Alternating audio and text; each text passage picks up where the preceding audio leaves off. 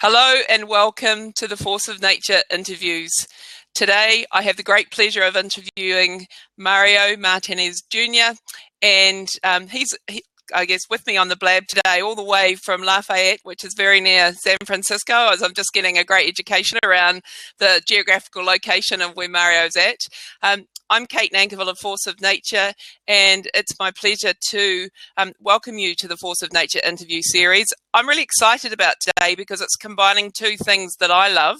One, interviewing someone who's just full on into what they do, but also someone who's full on into social selling, which is very close to my heart and what my business is all about too. So that's really neat, and I'm very excited because Mario is my first interview of that nature. So I look forward to bringing you more of that in a little bit.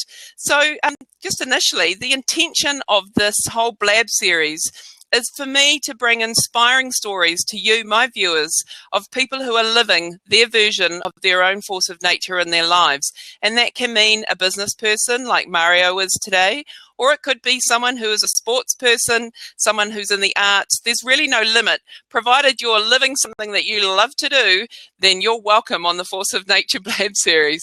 So, no further ado, let me introduce Mario.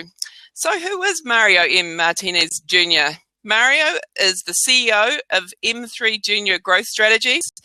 He is also a revered social selling evangelist, leading LinkedIn trainer, and revenue-boosting sales coach who has spent the last 18 years in sales and sales leadership, managing and growing hundreds of millions of dollars. That was hundreds of millions of dollars, just in case you missed that, a year, and sales revenue within the global enterprise, SMB, and public sectors. And what I'd also like to point out at this moment is if you are at all tuned into LinkedIn and social selling, you'd find it hard to miss Mario and his work and what he's publishing. So if you're not there and you're interested in getting into it, tune in and make sure that you follow or connect with Mario after this interview, because he has a wealth of information to share and is a real thought leader in this space. So as a social selling industry veteran with nearly 2 decades of real sales experience, Mario is uniquely qualified to teach business owners, sales leaders, and reps worldwide how to sell to today's modern buyer through social selling, personal branding, and understanding their why. There's some pretty big, juicy topics, Mario. So welcome to the Force of Nature interviews. Kate, I'm so excited to be with you. As you know, I've been marketing and telling people about this, and I'm having this interview all the way from New Zealand, from the future, because I know you're about 36 hours ahead of us, or whatever the number is, 24, something like that, ahead of us. So you can probably tell me what's happening in the world prior to us. We know. Yeah, exactly. Well, very excited to be with you, and it's just as much an honor and a privilege to be here with you, as you've talked about with being here with me and being part of another crew member, if you would, who's evangelizing social selling and the use of social networks to be able to help drive revenue. It's an awesome thing. I mean, that's the latest and greatest thing. So, but here's what I'll say. Here's my caveat. And I know I saw Dave Peck join in, a great friend of mine. He's here listening in. So Dave, hi, good to see you, buddy. Hi. And so one of the things I'll say to you is I have been sick for the last almost 4 weeks. I have not been able to shake this cold. I've been using inhalers every day, every 6 hours. I've got a cough drop in my mouth, and I got this massive glass of 49er water right here. San Francisco 49er water. So any case, excited to be with you, my dear, and this should be a great discussion. Yeah, welcome, and thank you, Mario. Thank you for being with us, even when you are feeling a little bit under the weather. It's a testament to your absolute stickability to getting on with the job. So that's neat to have you here. The show must go on. Yeah, absolutely. And welcome to David. Really nice to have you here joining us. So, Mario, perhaps what we could begin with, because I encountered you in a number of different formats and was starting to see things that you were writing, but I think it's great for the audience to know a bit more about your background and how this all came to be in your life. There is, so much. So go, get into it. Ready, go. Just talk, right? No, it's like the parrot. Talk on command. No, I can do that, though. I can do it. So how did I become a social selling evangelist? How did I become this individual that's advocating social selling in the marketplace? It's an interesting story, Kate. I'll take a step back here and talk a little bit about the fact that it was about 4 years ago, I really started trying to figure out, like, how can we, and with the sales organization that I had, connect with our buyers in a totally different way. And I started looking at leveraging social networking tools. And then 4 years ago, it was like bleeding edge, cutting edge, right? People were hearing about this thing called LinkedIn. But the reason why it started, how it all really started, was I actually went on an interview directly with LinkedIn. And it's a great story about my friend Brett over there at LinkedIn. He declined to have me as part of the team. And now, of course, the answer they give me as part of the official answer is, well, we think we had a better fit somewhere else. But the reality is they were looking at me as a guy who, quite frankly, didn't fit their culture and their mold, and didn't really understand in totality how to leverage social networks. And that really ticked me off. It really ticked me off, because it was like, I hate to lose. I'm so competitive. And anybody that knows me knows I'm super competitive. Yeah. And so when they declined me, part of this was an ego thing, right? And I had to eat a little piece of humble pie. But I was like, you're declining to have me as part of your team, right? Like, I was shocked. But nonetheless, they did, and it humbled me. So I actually started out on a process to work with a career branding firm. And I went through this whole entire rebranding process. I spent literally thousands upon thousands. I think it was like almost $7,000 on this whole rebranding process, right? Yeah. And it was everything from the way I look, pictures, profiles, social media presence. And it was actually the coaching of a friend of mine now by the name of Dieter. And the very first call that we had, it was our kind of our free consulting call, right? Yeah. Sure. Take a break. Sorry. Have some water, Mario. Have some water. Thank you. No, I got the cough drop in my mouth. So Dieter and I, we get online and we're going through this discussion about what I want to be, where do I want to go. At that time, I had an organization that had about $300 million worth of revenue in the sales organization. And I knew I wanted to take my game to the next level. And so we're on this discussion. He says, hey, Mario, let me ask you a question. He said, what percentage of research has already been done about your product prior to an actual customer coming to you?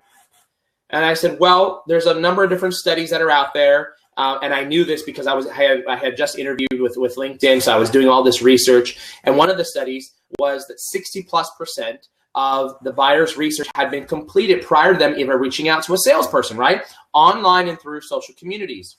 Sure. So I said, if you subscribe to what CEB says or Salesforce, I put out something, it's 60%. He says, okay, do you believe that? And I said, actually, I really do. Yeah, I mean, we're an online community and everybody goes online and they look at information. And so he says, well, let me ask you a question. Why would it be different if the product was you? And I thought, wow, not really very deep statement, but pretty novel. Like, I guess it wouldn't be different. It's not any different. He says, okay, great. As long as we're in agreement on that, let's go on to phase 2. So he says, open up your browser. I want you to go to Google. So we go to Google, and he says, now type in Mario Martinez, and he goes, let's add on the junior just for the sake of it. It's not going to make a difference, but let's just add on the junior. Mario Martinez, you'll find a million Mario Martinezes. So let's just add on junior because that's you. I said, okay. Yeah. Mario Martinez Jr. I had a LinkedIn profile, I had a Google Plus profile, I had a Facebook profile. I figured, okay, this should be easy enough. And so I typed in Mario Martinez Jr. and he says, hit enter. So I hit enter. And what I saw returned was a ton of information that wasn't about me. But he says, now let's take this one step further. Let's hit images and let's see what your image looks like out on Google. Now, when I did that, I was shocked. Because what popped up was first, like 3 scrolls down, page 1, page 2, page 3, was my homeboy down in East LA in Compton, tattooed up all over his face with giant rings this big in his ears. Now, you may have that. That's okay for you, but that's not the image that I want to portray from a professional image standpoint. And I was just like, whoa, right? Like, I couldn't believe that this is what was popping up. So he says, so this is what your brand looks like. When your buyers are going after you, when your potential employers are going after you, this is what they're seeing. Is that what you want? And of course the answer was no. So I just started deep diving into this world of social and how could I be found? How could I develop my brand? How could I connect with the buyers and the different formats and forums and those different areas? And so this was an important new task for me, if you would, to be able to make something happen and come out ahead of the crowd, stand out differently from the crowd. So I started on this whole entire rebranding process and changing myself, doing research. And then I started into social selling. I started into understanding how to leverage social networks to essentially do research, be relevant, build relationships, which ultimately drives revenue. Yeah. And then I, later on, a year or two later, I ended up over at another organization, and it was a collaboration company. And in this particular space, it was ultra competitive. There were 22 major competitors that we had. And out of those 22, 17 of them were headquartered in the West area, because I was the VP of sales for the West. And out of those 17, Kate, 16 of them were headquartered in San Francisco. Now, I don't know about you, but some of these companies that we were competing against were Fortune 80 type companies or Fortune 100 type companies, right? And for me, we were a mid-sized company with 2,000 employees, publicly traded. But in order for us to compete against a company like that size, there was no possible way, that we as a company would ever outmarket, we would out-advertise, or we would outspend. So for all those that are listening in, this is an important element from a sales or as a business owner yourself. If you're a small business owner or you're a sales rep representing a brand that isn't the giant kahuna, guess what? Those companies will outmarket you, they will outspend you, they will out-remarket you, they will out-advertise you, no matter what. But here's what I knew.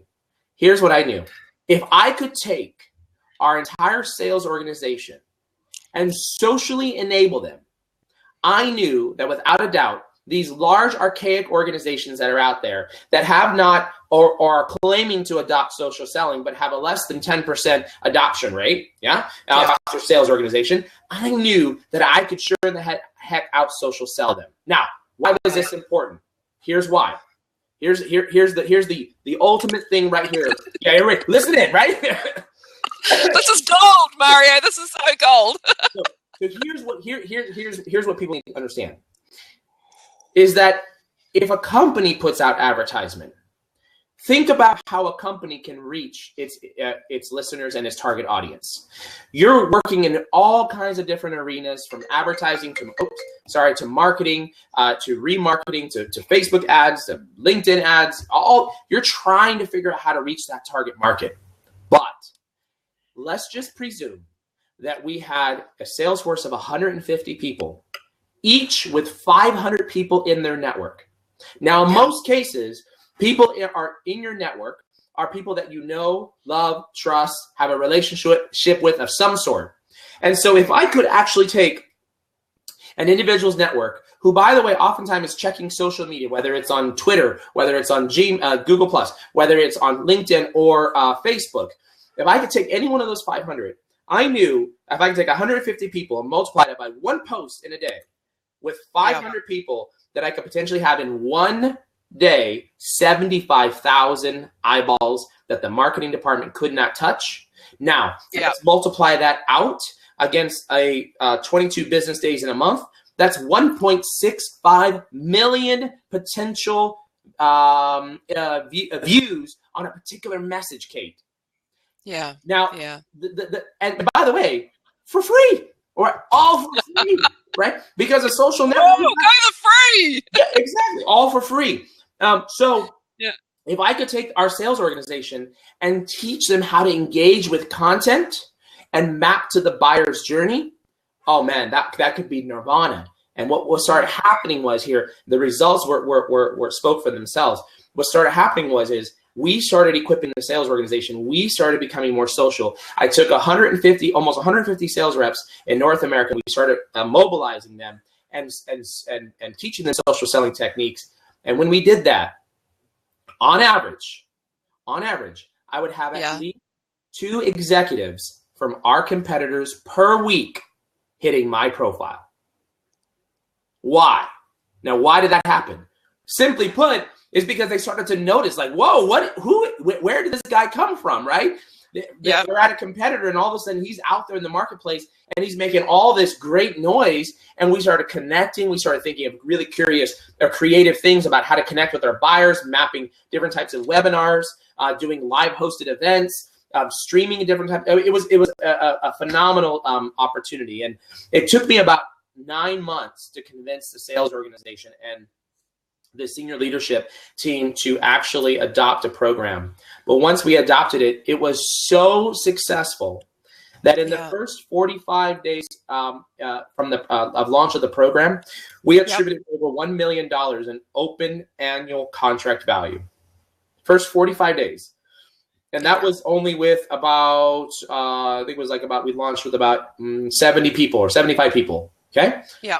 Then after about 4 months, we attributed about $3.5 million. Wait, I got that wrong. $2 million and $2.5 million in open and closed revenue as a result of social selling. And then, of course, after 6 months, we had about $4.5 million in total annual contract value of open pipeline and closed one. This was so successful that LinkedIn asked me to speak as a keynote breakout speaker at their annual users conference in front of thousands of their customers to teach them what we did to be able to help drive adoption and to teach them what we did to be able to actually create an environment where it had rapid success. And so the whole story of how I came here started with the fact that LinkedIn actually said I wasn't good enough. and then it came with the revelation that, excuse me, that my brand totally sucked online. Right? I was waiting for you to drink that water for you to say that. But it did. That's hilarious. It totally sucked online, right? And the reason why it totally sucked online was because I was utilizing social networking tools as a resume platform as opposed to a platform to connect with my buyers, right? Yeah. And that's where fundamentally most salespeople are messing up at. And then when I was able to do the analysis, and here's one of the great things. When I stood up at LinkedIn Sales Connect, we were able to chart from January till it was about middle of September or maybe August. I forget what it was, but almost 8 to 9 months. The Stratcom teams, the strategy communications team, was actually able to chart that we had a 50% increase from the previous year in the company's likes and impressions on LinkedIn. 50% increase. For guess how much dollars that we spend? Zero. Well, outside of some of the tools, $0, right? And that's powerful when you think about the ability that you have to be able to take an organization and actually get them to the point where you're actually sharing content and mapping to the buyer's journey. And so what happened is I started these conversations and then started all these connections with the organization, and we started being noticed. We started being found. I started having executives from our competitors, at least 2 per week. They were hitting my profile. Everybody's trying to figure out what we were doing.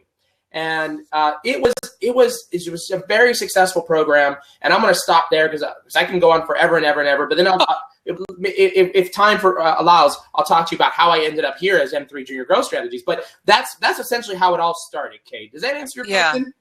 Yeah, that was a brilliant answer. I think I can't even give you points. There's too many.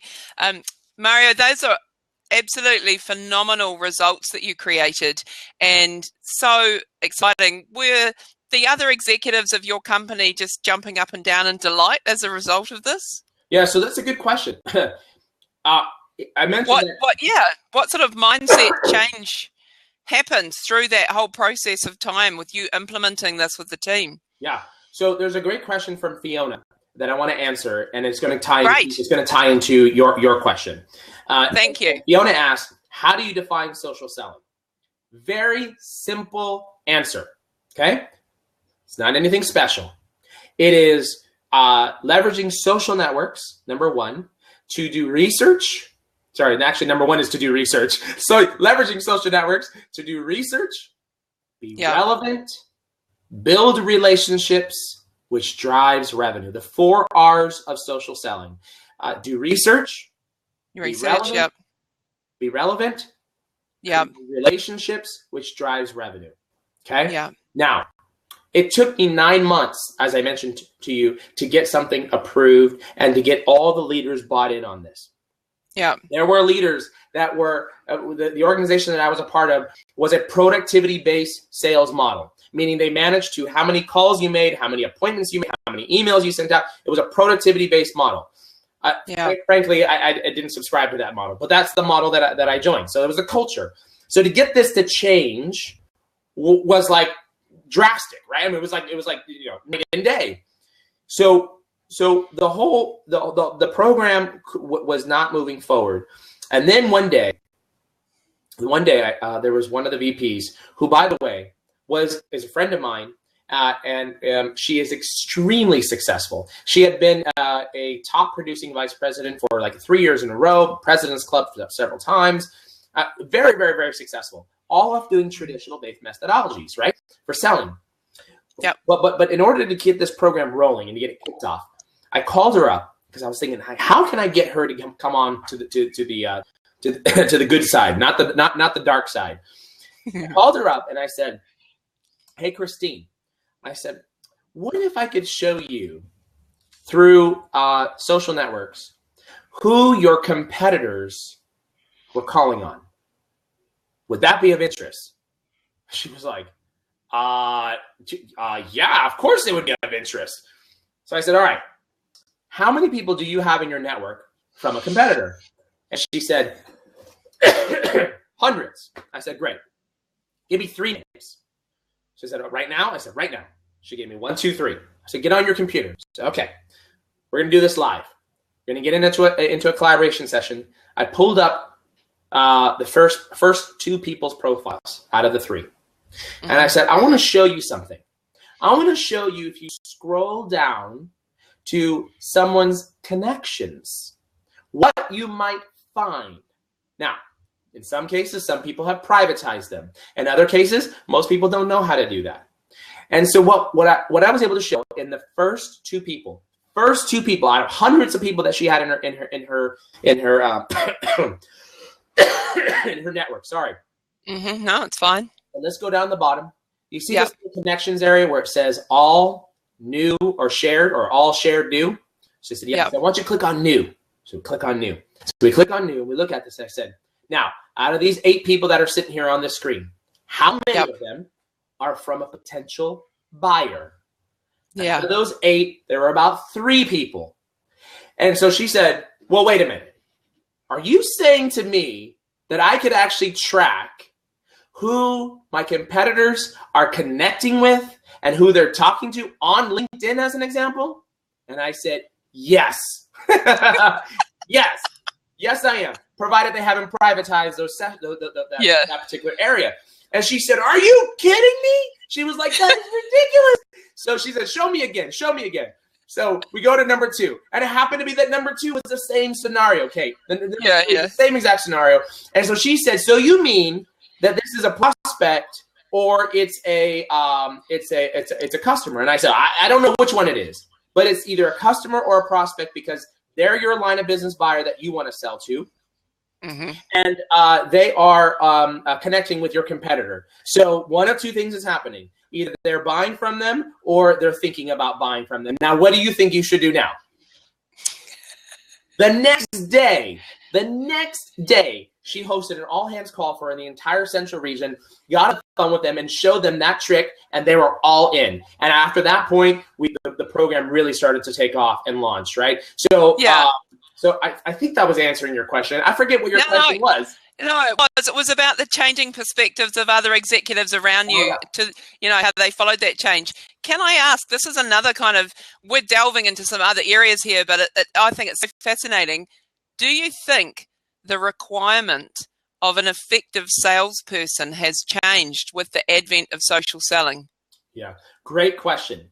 The answer is, without a doubt, 100% yes. Okay? Yeah. Now, there are caveats. For example, maybe you sell to the mining industry. Okay, maybe they're not on social, right? Sorry about that. Maybe you sell to a particular segment of business that is not socially active. Okay, maybe that might be the case. But there, as of 2016, I think it was Statista that published the stat. I forget what it is, but the stat is accurate. Over 78% of U.S. Americans in the U.S. Actually had a social networking profile. 78% of the U.S. population. That means our children have social profiles, right? Yeah. So yes, the answer to your question is the modern buyer has completely changed the game, Kate, in the way we approach and the way we sell. If you are not adapting the way the modern buyer is now buying, you will fail. And this is an interesting element because there's an interesting discussion that happens among sales leaders, especially this tenured sales leaders that have been in the business for the last 15, 20 years, right? They've done business the way they've done business because that's how they've been always successful. And so they're struggling with trying to understand, how do I get involved with this social selling thing? And is it legit? Is it real? Here's the only thing that you need to know. The only thing that you need to know. Buyers are socially, digitally, and mobile enabled. That they are at least minimum 60% of the way through the process of purchasing, research, gathering information, engaging, whatever the stage might be, prior to ever even picking up the phone and calling you. So if you want to engage and ruin your brand by making a cold call that has no merit, no basis, no relationship, no information whatsoever, you're just going through a queue, you're totally making your brand suck. Yeah. Both for you personally as well as for the organization. And it was interesting. Yeah. I left the organization that I was with, and it might be a good segue here. I left the organization that I was with, but just prior to leaving the organization, pardon me, just prior. You're doing really well, Mario. I'm savoring this cough drop right here. It's a little itty bitty one, but I'm savoring it, girl. Yeah. So just prior to leaving the organization, right after I spoke at LinkedIn Sales Connect, I had a Fortune 100 CEO send me an email. And he reaches out to me and he asked me if I would be interested in talking, or said he wanted to talk, about a social selling program for the organization. Would I be open to talking? Now, I don't know about you, but not every day I get an email from a Fortune 100 CEO, right? So I got the email and I'm like, let me look at my schedule. I don't think I can make that work. Of course I made it work, right? I was like, are you kidding me? It took me T-5 seconds to reply, but then I didn't hit the reply, so quickly because I wanted him to think, you're important, but you're not that important. But anyways, so. Sure. Mario, just while you're just looking after yourself there and maybe having a little sip of water, can I ask you to incorporate, because this is a fantastic story, which I've had the privilege to hear a little of before. Can you also lean into the question that Fiona's asked on the screen below once you've told this story? Yeah. Can you see the question about, do you find that top-level business owners are likely to respond on LinkedIn? Because we can get to that, but keep telling your story. Okay, great. Yeah, I'll get to that one. That's Fiona. Yeah. Okay. Yeah. So my story will actually answer this particular question right here. Okay. So hang on tight, Fiona. All right.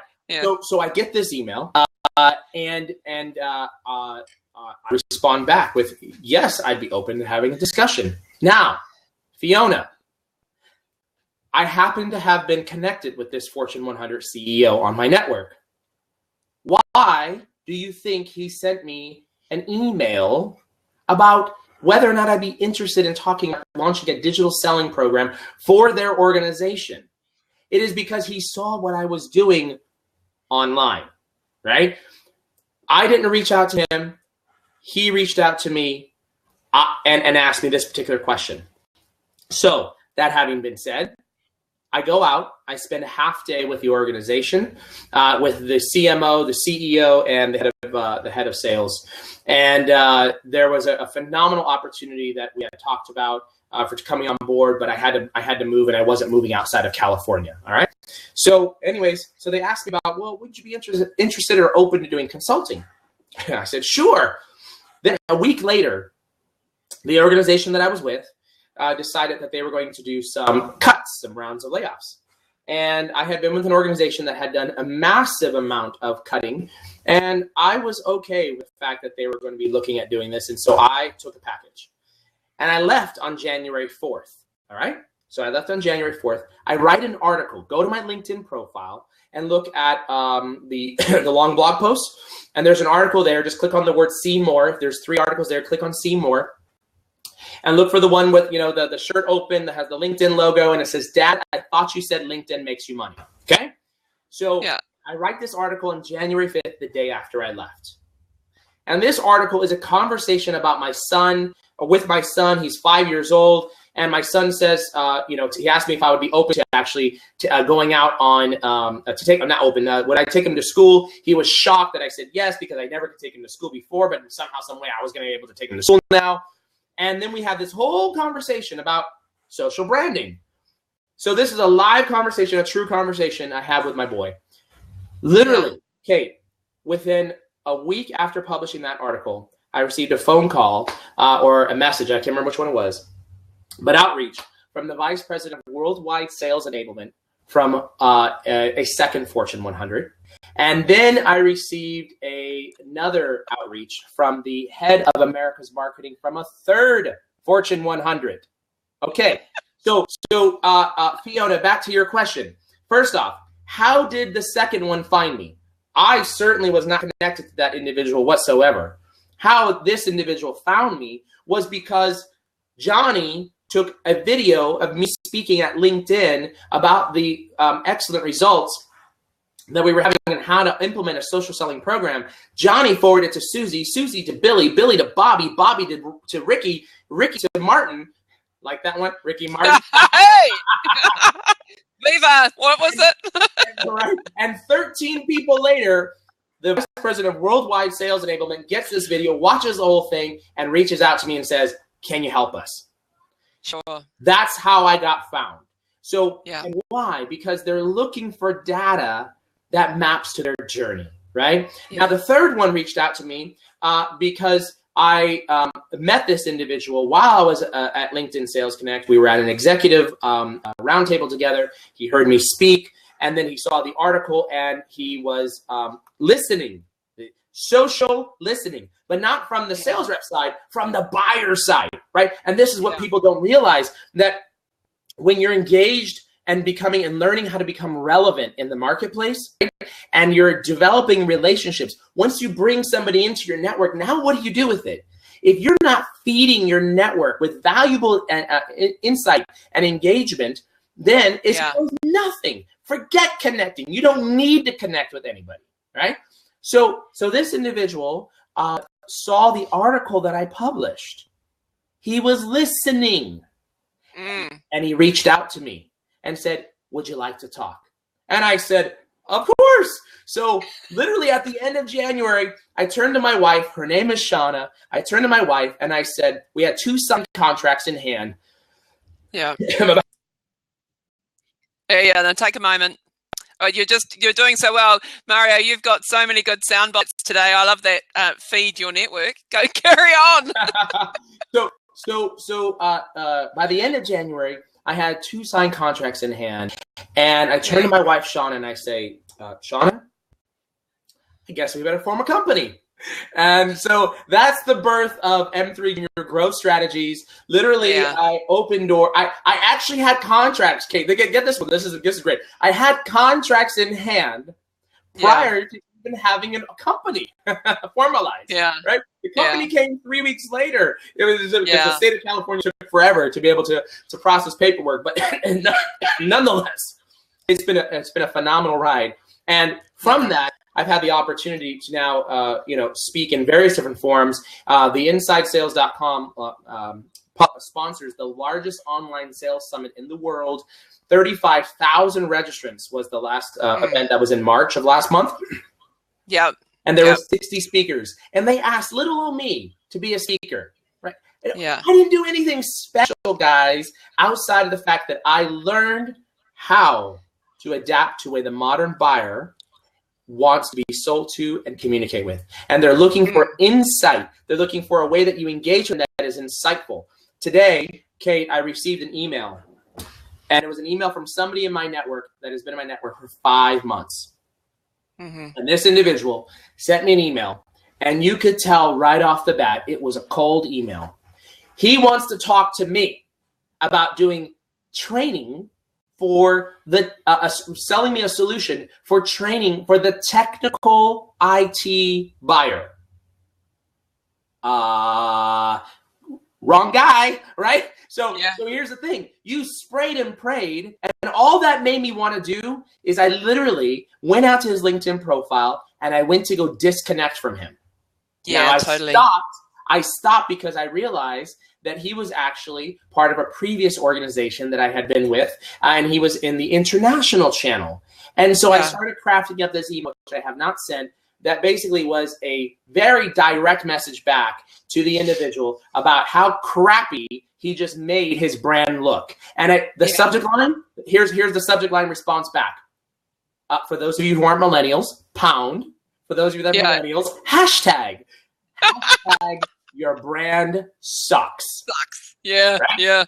And that's important for people to understand, because as soon as I got this message, it was 100% a spray and pray message. Because if you had taken any moment of time just to look me up before taking any time to reach out to me, you would have realized that I don't sell to the technical buyer, and I don't sell training, i.e. Cisco or Microsoft certifications, to anybody. Like, why are you wasting your time with me? Now, if you would have said, can we talk and spend some time and see how we might have an opportunity to work together? That's a different conversation. Now you're looking at networking, and I'm okay with networking, right? Do you get what I'm saying, Kate? Oh, I do. You're preaching to the choir over here, Mario. I'm always stunned when I get those sorts of emails. I loved your reply. Hope I can borrow your brand sucks now, because I'm always stunned that that people haven't actually looked and read anything, and if they had, that they'd get some sense of what you're involved with. It's incredible. Just do me this favor. Wait to take the headline just for 3 weeks. Yeah, sure, absolutely. 3 weeks, that's all I say, because in 3 weeks you'll find out more about why. But we are there is a campaign talking about your brand sucks, and it's coming out. Okay, I'll wait. That's cool. It's a brilliant line. Yeah. So it's been an amazing ride. I had no idea that I would be here today. Honestly, when I left as the former vice president of sales, I left the organization thinking that I was looking for my next great executive level role. And by the way, people ask me all the time, Kate, hey, would you go back to corporate? Yeah, I'll go back to corporate. I have no problem with corporate. I love being a leader. I love selling. I have no problems with it whatsoever. If you're going to pay me the money that I want, why not? Right? But what I made a decision is pardon me, when there was a trifecta approach, when the first CEO of a Fortune 100 company reached out to me, when the second head of worldwide sales enablement reached out to me, and the third head of America's marketing from the third Fortune 100 reached out to me, all within a 60-day period, I had to stop and take a look at, wow, maybe I was onto something, right? And so to that end, it's been a great ride. My goal in helping the community and the sales organizations and leaders is to help them understand how to leverage this channel so that they can connect with their buyers and they can start providing insightful and engaging communications that helps map to a business problem and solve the business problem. And the other thing to think about too is there are a number of people. I've probably looked at, just like you, Kate, thousands upon thousands upon thousands of LinkedIn profiles. Okay. Yeah. And I'm just using just LinkedIn as the example. LinkedIn is not the end all be all, but LinkedIn definitely is the primary tool for B2B. Okay. For social selling. But you would be so surprised how many of these sales reps have a brand or a profile that speaks to their resume, number one, and actually doesn't even engage, invite, or attract their buyer. And that is a huge problem in the marketplace. We're looking at people's profiles, and it's all about how many times they went to President's Club, how many times they had 100% Club, how much revenue they managed, how many people they had in their organization. Guess what, guys? Guess what? And you can go ahead and share this last 30-second clip right here. Your buyer does not care how many times you went to President's Club. Yeah. They do not care how many times or how many people you have managed. They do not care how much revenue that you've managed. What they care about is, do you solve a problem that I have, and can I trust you? Yeah. Right?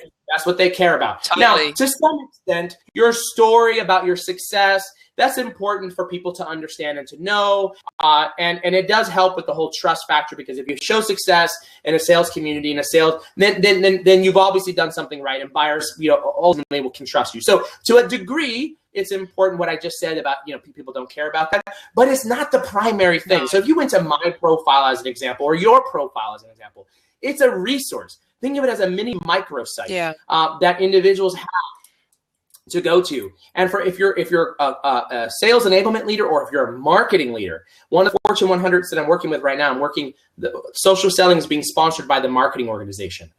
Phenomenal. Love it. And the marketing leader, after working with them for the last few months, realized, so you mean to tell me that with this one division that we have this in, if we have all of our keywords that our website's optimized for, all of our video content, and content related to us as an organization, do you mean to tell me that this can be found and search optimized by Bing, Yahoo, Google, and whatever other search engines are out there? And I said, yes. What? Are you kidding me? So you mean I could have essentially there's like 150 little mini microsites running around there? Yes. Now, if you get to the whole sales force, imagine 10,000 sales reps, 10,000 little mini microsites that are all providing SEO value. So when someone goes and searches on a keyword, let's just say you sell, I don't know, computer software. Well, no, that's a bad one. That's too general. Employee advocacy. Advocacy. Yeah. You are a 10,000 person sales organization, and you have employee advocacy out there, and it is optimized on 10,000 mini microsites plus your main website. Do you think that when someone goes and pulls up employee advocacy on Google, that it won't display someone at your sales organization? Right? So that's the power of what could happen when you brand an organization and you take that. And I'll tell you this one last story, because I'm on this kick right now. This was kind of like my stamp, my nail in the coffin that said to me that, yes, I need to go this route. If it wasn't good enough that 3 Fortune 100s, a CEO, VP of Worldwide Sales Enablement, head of America's marketing, reached out to me. If that wasn't good enough, then this next commentary would be good enough. It was what sealed the deal for me. So I went to go. I was called in to interview for a senior leadership role. Sorry. Oh, you're doing really well, Mario. I'm going to call. Yeah, take a break. While Mario's is taking a moment, I think for anyone who's watching now and who will be watching after this, that what Mario's been sharing today is just pure gold and so inspiring for business owners and sales leaders. So thank you, Mario. How are you going there? Oh, good. I'm back to normal. Okay. So yeah. So here I was walking down this path. So I was going to say, I got it. So the nail in the coffin. Nail in the coffin for me. I was contacted by a recruiter, And this was right before I had all the contracts in place for launching the M3 Junior Growth Strategies organization. And the sales recruiter was going to introduce me to the senior vice president of worldwide sales. At the same time I did my homework, I looked at how this individual was connected to me, and I saw that he was connected to another very high-level vice president at a different organization. And they had a relationship, a strong one. So I asked the vice president if he would reach out to the individual, and he said, absolutely. He sent the individual a note. The senior vice president of worldwide sales said, yeah, I'm actually going to be looking at his profile and his information in the coming day. I heard about him. I absolutely will spend some time talking to him. All right. So next thing I know he declines to speak to me. Now, it kind of goes back to that whole LinkedIn story. You declining to speak to me? Like, what? Well, how could you do that, right? How to eat a piece of humble pie. So, yeah. But the reason why he declined to speak with me, get this. He had or has a sales program that didn't include social selling. Right. They had a methodology and a process which they believed were effective and has worked very well. And he thought that I would not be happy because I was such an avid social seller. And I thought, you just got $300 million worth of funding, and you're telling me that your program that you're about to launch with all these new salespeople that you're bringing on is a cold calling, email blasting, productivity-based culture? Yeah. Freaking kidding me? Right? Like, yeah. I was shocked. And I'm so glad that he said that, because he's absolutely right. I would not have been happy because for an executive that at that particular company, whose CMO, by the way, at that particular organization was all over social.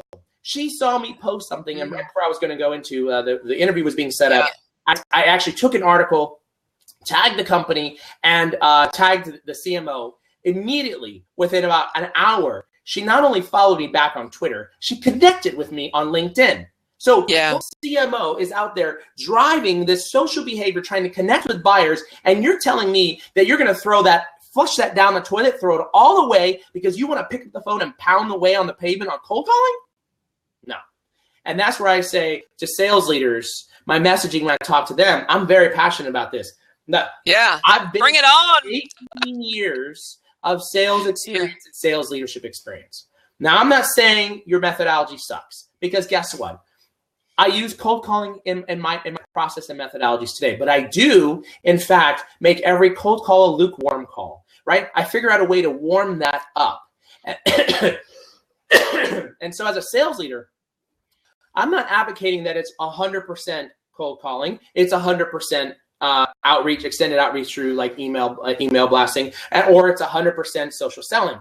I'm saying as an evangelist that you have to use all three methodologies in order to be able to be successful. Now, you might reach somebody who picks up the phone and who's actually waving the white flag, saying that they are interested in buying something. That might happen, and you might then have an opportunity. Right? But if you engage with these individuals who are online and talking to their communities, then you'll be able to find them a lot quicker and easier. And then I know Fiona asked, did you find that top-level business owners are likely to respond on LinkedIn? So hopefully when you ask that question, I answered that question. I think I answered that question. But if you meant actual small business owners, if that's what you meant, small business owners, as opposed to large corporations or enterprise or midsize, the answer is yes, absolutely. Business owners are more likely to respond on LinkedIn or through Twitter because here's the idea. It's this thing about creating profile views. People are curious. You looked at me, I looked at you. Why did you look at me? Let's connect. Let's talk. Yeah. And so business owners are looking at ways to expand their business. And what business owners are realizing today, small business owners, is that in order for them to be successful, the old way of how they went and sold, which was, the whole relationship model, that is still alive and running today, but it's through a different medium. And the medium is how you connect with your network. And, you'd be surprised with how many business owners haven't figured that out yet, and they're struggling. Why are they struggling? It's because they're still stuck in this old school methodology and all these new things like video marketing, social networking, and even your SEO optimization for your website. Those are still a challenge to those individuals, and they do what they do best. But what they don't know how to do is they don't know how to get to these other avenues and open up channels and opportunities. So, any case, I told a ton of stories. I'll take this pause, Kate. My voice is starting to go a little bit hoarse, but you ask me anything you want. Sure, thank you. I appreciate that. Brilliant stories. I love your stories that contain really great gems for all of us who are watching. I think there's a couple of things I'd like to say. I know that for me, I find LinkedIn is a real cut through to communicating with people in all sorts of positions. I, for instance, sent an email to one of the ex-prime ministers of New Zealand. So that's like our president, only for New Zealand. Yep. Now, after sending an email in which I didn't even request to connect with her, and she's now on the UN, she sent me an invitation to connect following that up. You can reach out to just anybody, which is just amazing. And also, I'd also like to track in, I think Nick made a really good point when you were talking about, I think that there are lots of different things we can do as salespeople. We can cold call, we can use email, we can use social selling. But I think what Nick was also talking into was that it ceases to be a cold call when we warm it up with effective social selling behaviors. Yeah, absolutely.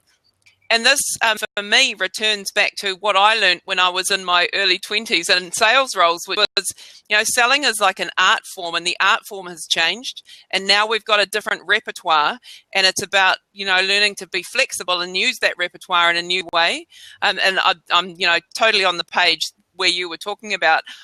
I think one of the things I'd like to hear a little bit more from you about, and I'm really keen to delve more into you, and we've been talking for a while, and that's great. We could probably talk all day, Mario, but that's cool, is what you've described an example of someone who is the responsible for the sales in an organization and the training not taking this step. Do you think that the decisions organizations take around either exploring social selling or not are going to dictate who's going to be successful in the marketplace in the next few years? Yeah, without a doubt. First off, I want to give a shout out to Nick Saunders, because I do agree with you that what he wrote, social selling is a prerequisite to a warm call, not a cold call. Yeah, I 100% agree with you. And it just happens to be that Nick Saunders is joining the M3 Junior Growth Strategies team as well. So I cannot disagree with my colleague. But he's absolutely correct. And then to your question, Kate, is it a prerequisite to be successful? Here's the thing. There's a huge, I'm actually flying out to a client on the East Coast next week. And one of the big topics of discussion is account-based marketing, right? And account-based marketing is getting a lot of traction in the industry. Why? Because traditional demand generation strategies aren't working as well. And so marketing organizations are looking at how to leverage additional ways to be able to connect with buyers to create leads. So to the sales leaders and sales reps, if your marketing department is doing that, and nearly every marketer that I speak to is looking at account-based marketing programs, why on this earth would you, as a sales leader, not be looking at the same types of methodologies and changing the methodologies as well? If they recognize that there's a different way to connect with the buyers and that there's a different way that the buyers are wanting to interact with them, and you're still stuck on doing the same thing over and over again, expecting different results, then you're crazy. Pack up shop, go away right now. It just makes no sense. And the best account-based marketing programs that are launched with an account-based selling program. Yeah. So this topic is starting to gain a lot more notoriety here. This account-based selling model, but account-based selling, not to be confused with sitting there and taking the blueprints and trying to do the account sheets and strategy sheets. It's leveraging techniques like social selling to be able to penetrate the same list of accounts that your marketing is using account-based marketing on. Okay. Yeah. So this is a very important aspect of sales. And, I just go back to, it's so funny to me that when you have a CSO or a CSO reporting to the same executive as the CMO, the CMO is talking about the latest and greatest new trends that they're doing to be able to drum up business and to be able to grow the pipeline and connect with buyers. But you executives are asking the CSO or head of worldwide sales or anybody at what new methodologies are you using, Mr. CSO? Nobody asks that question. Why? That's my question to all of the leaders that manage a CSO and a CMO. If you're asking your CMO, what new methodologies are you using to connect? We need more leads. Okay, fair enough. That's marketing's job. Yes, to create demand. But it's also, that's 30% of a salesperson's pipeline most likely comes from marketing generated leads. Where does the other 60% come from? Sales generated leads. So why are we not asking that question, the same question to sales leaders on whether or not they, in fact, are adopting new methodologies and new processes? And so that's ultra important. And the other thing, too, I would say, we're coming up on time here, but the other thing I would say is I've talked to so many leaders, Kate, so many leaders that in the sales side who say, oh, yeah, we're doing social selling. Yeah. I love my people are using LinkedIn all the time. Oh, okay, great. So who's sponsoring it? Oh, marketing department. Okay, marketing department sponsoring it. Who's training on it? Oh, our sales enablement people are. Oh, okay, great. What are you doing? Your profile still looks like it's a resume out there. Well, I mean, I don't train. Why the heck not? Why do you not? Why are you? Wait, last time I looked, your title says Vice President of, what's the word? Sales. When was the last time, Mr. Sales Vice President, Sales Director, Sales Manager, that you actually found a lead? When was the last time that you made an introduction? Why are you not out there being a brand advocate for your organization to help grow the organization? That is a question that people have to ask themselves. And that is very, very critical. That if you, as a sales leader, you're just paper pushing, you're just doing admin, and you're not actually developing leads, shame on you. Shame on you for being a vice president of sales, because the world has changed. And I'm a strong, passionate believer that we also have to change as well. Yeah, I love your passion, Mario. And I think I describe it's like a paradigm shift, isn't it? That opportunity and responsibility for sales leaders to shift the game and to really get in and to fill their boots and assist and support their teams. It's huge. Yeah, absolutely. And I just think about the loyalty that would create for a sales organization if your sales vice president was actually booking and arranging meetings for the sales community. Now, I know I did that. Right? As a sales leader, I did that because it was not just in the hands of the salespeople. And so many people say, well, it's being taken care of, like I said, by sales enablement or marketing, and they're doing the training on that. And then I go back to the social media marketing manager, right? Who's doing the training on social media. Now, mind you, the social media marketing managers, they do know what they're talking about, right? And they do know how to help train. But I asked them the number one question: how's your adoption? Low. Why? Why do you think that is? Well, why do you think that is? I have an opinion. Okay, I'll tell you my answer. I think the reason why your adoption is low is because you have a social media marketing manager who's trying to train a salesperson on how to go about using technologies to connect with their buyers. And they're looking at you saying, when have you ever carried a bag? And they say, bingo, bing, bing, bing, bing, bing, bing. I get every time I talk to a social media marketing manager, they're like, that's exactly correct.